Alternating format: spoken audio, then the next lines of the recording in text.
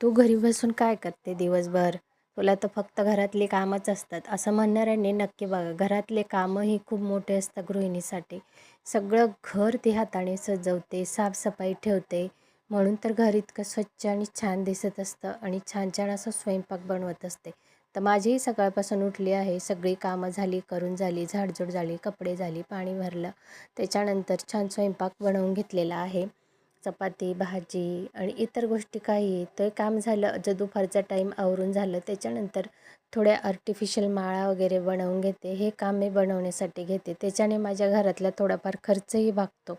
म्हणून मी हे काम करून घेत असते.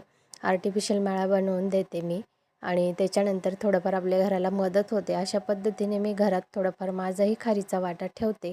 तर अशा पद्धतीने आपण घरी बसूनही काम करू शकतो. घरातले कामं बघून आपण हे छोटं मोठं काम करू शकतो. तर तुम्हाला कसं वाटलं नक्की